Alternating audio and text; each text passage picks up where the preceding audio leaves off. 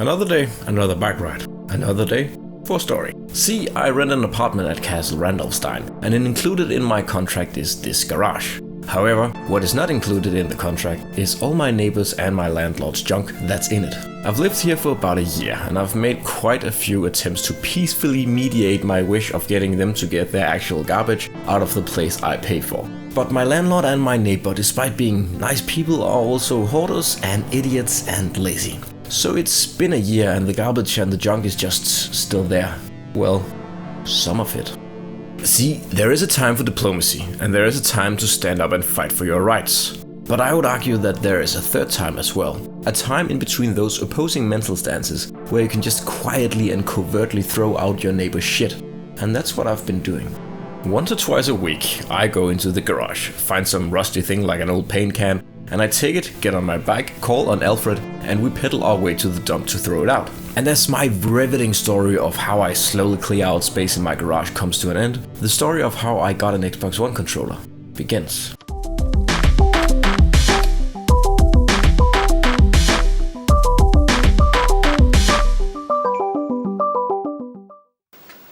See, on my latest trip to the dump, I was throwing out some glass shards that neighbor man was saving in the garage, because, you know, those are nice to have around, I guess. And while throwing them out, I naturally checked the electronics bins for cool stuff like I usually do. And while there were no PCs in working order, there was an Xbox One controller. And the only thing I could see that was wrong with it was that it was missing the backplate for the battery thing. And it was a bit wet, of course, because it's February on Leslie after all. But a nap in front of the fireplace should evaporate all that moisture, and if that's all that's wrong with it, and it's just missing the backplate, then that's no big problem. I got plenty of backplates, and if this works good, I'm gonna fit it with a rechargeable pack anyways. But let's take it home, tuck it in by the fire, and let's see what happens. While the controller took a nap, I passed the time by catching up on some YouTube retrospectives, and after the controller had had a nice dry, I put some batteries in it and turned it on. And it worked. After giving it a quick wipe with a moist cloth to get all the dump gunk off it, I gave it a donor backplate and then I attempted to connect it to the Xbox One that's hooked up to old Bang Bang, and just like turning it on, that also worked. Also, I'd like to apologize to Steven Nonsense for the smudgy state of my Xbox One. See, this is Alfred's favorite object to kiss, and the smudges on the Xbox are his ducky kisses. And while the Xbox is clean now, I filmed this the day after the last Dump Quest video, so it's still smudgy in the footage, and I apologize to everyone for that, but mainly Stefan Nonsense, who rightly pointed it out in the last video. Anyways, I think I found the reason that it got chucked.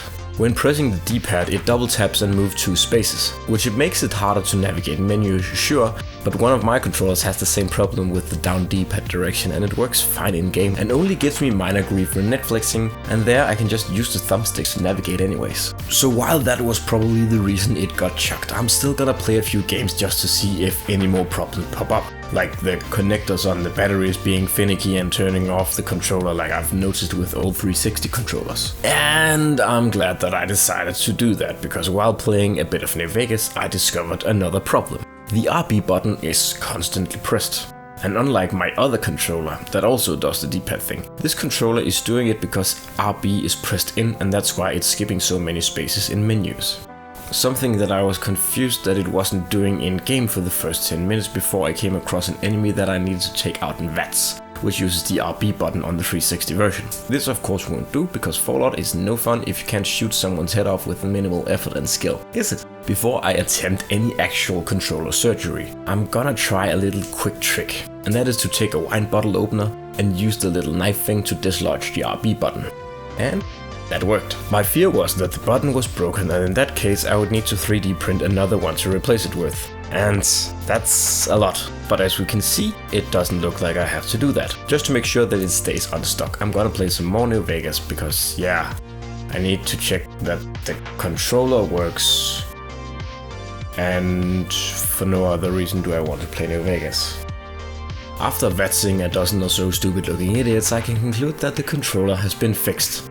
Now all there's left to do is check out some more games that go good with an Xbox One controller. But first, it's of course time for a walk.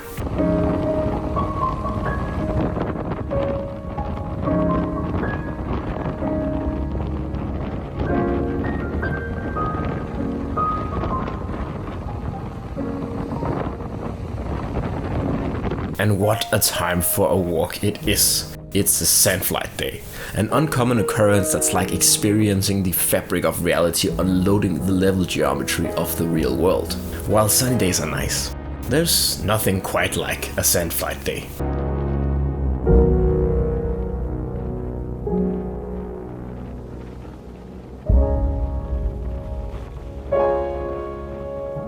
But let's put Alfred in the back of the car and head home and into the dungeon, and let's play some Xbox One games with this newly restored controller. On the drive back, I had an idea. I think a sandflight day like today calls for a depressive sea game.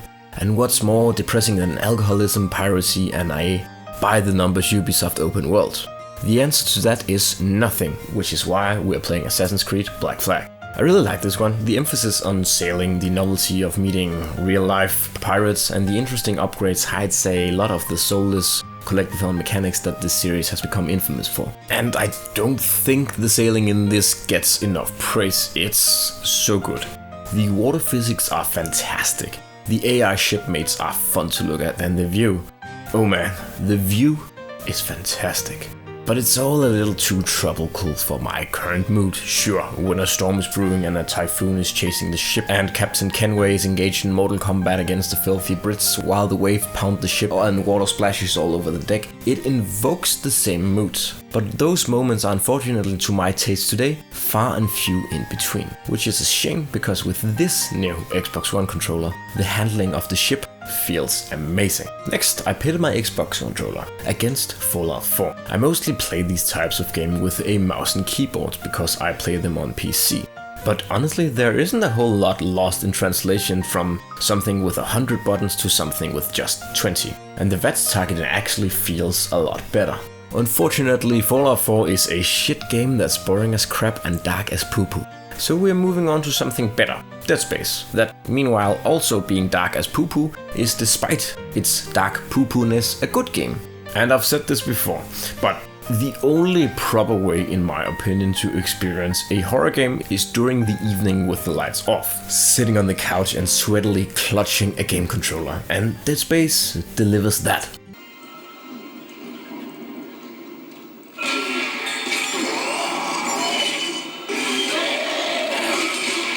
The last 3 games I look at were all action games with puzzle platformer elements. Like Dead Space, I couldn't imagine a game like Bayonetta with a mouse and keyboard. The colored buttons combination on a controller are just easier to remember, and there is something about the thumbstick on a controller. It just feels more naturally to control a character from a semi-fixed angle with a thumbstick than it does with a mouse. I feel like there's a kind of disconnect between the direction I'm flicking the mouse and the direction the character is heading. And I just don't feel that on a controller, and I always know exactly what each flick of the thumbstick is gonna do on screen compared to what a mouse is gonna do.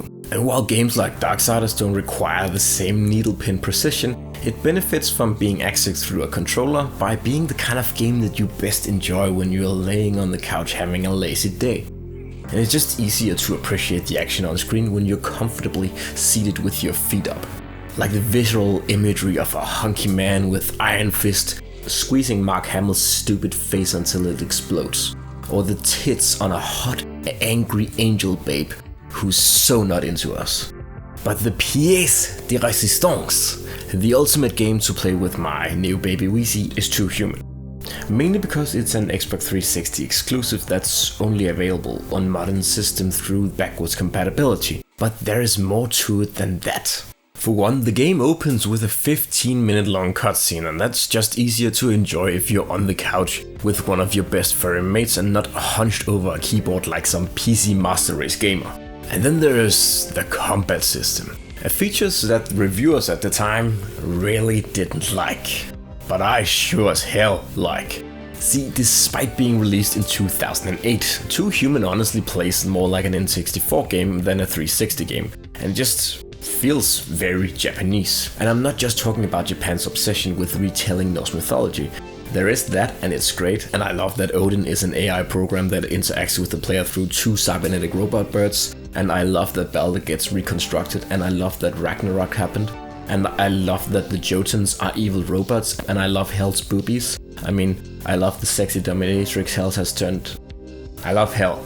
But I also really love the combat system, which takes the right stick, which is normally used to control the camera, and uses that for directional attacks instead.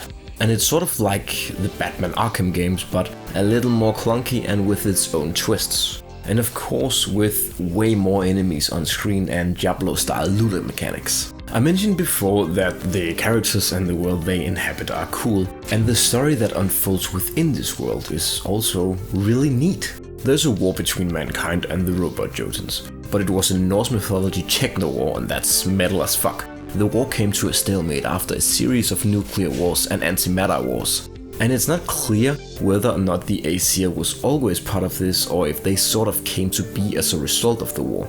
But the point is that, like in Norse mythology itself, the Aesir aren't gods like gods in the traditional sense. They are just people that are really cool and good at shit. And in this techno-metal Nordic universe, that means that they are cybernetically enhanced humans and that they have become the protector of humanity, or what's left of humanity, which has apparently been reduced to just a few millions that live near the Asgardian fortress. The plot kicks off like in Norse mythology. Baldur's blind brother Hod accidentally kills him, and because Baldur doesn't die in combat, he isn't taken to Valhalla but to Hell. Where true human deviates from mythology is when the Aesir go there.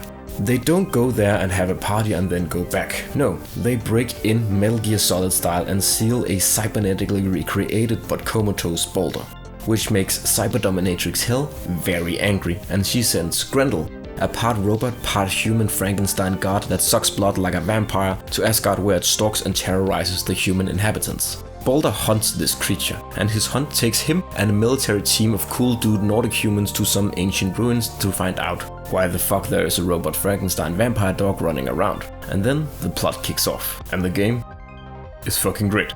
And as I said before, there is no better way to experience this style of game than to sit back and relax on the couch with a cup of coffee nearby and just enjoy it. Whether that's enjoying the strangely addicting free-form combat system that lets the player use the right analog stick to swoopily swoop across the map from enemy to enemy to pull off devastating combos, or sitting back and taking in the unique visuals and setting, and just enjoying Norse mythology retold. Apocalyptic Metal Edition.